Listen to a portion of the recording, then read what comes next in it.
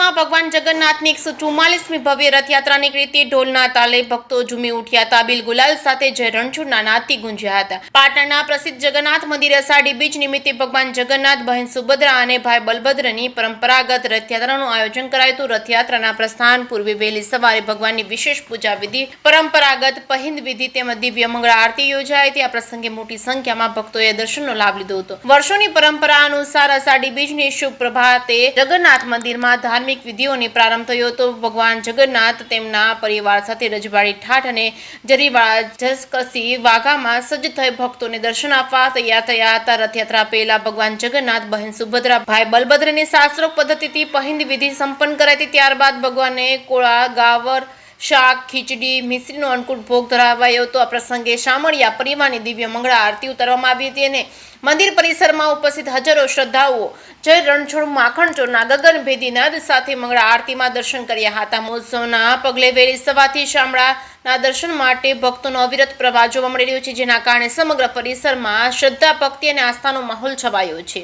પાટણની 105 કિમી લાંબી રથયાત્રાના નૃત્યો અને અશ્વ સાથે તેમજ 7 ડીજે સાથે 105 કિમીની આ રથયાત્રામાં ધાર્મિક, સામાજિક અને શૈક્ષણિક સંસ્થાની 125 ઝાંખીઓ, 4 બેન્ડ, 7 ડીજે, અશ્વ અને અંદાજે 30 જેટલી ઉટલારીઓ આકર્ષણનું કેન્દ્ર બન્યા હતા. પંજાબનો ભાંગડો, મણિપુર નૃત્ય, ભરતનાટ્યમ અને ગુજરાતના ગરબા સહિતના દેશની વિવિધ સંસ્કૃતિઓનું જીવંત પ્રદર્શન કરવામાં આવ્યું હતું. જે કે સિંગુર સાથે મનુ ઠક્કર, રાધનપુર.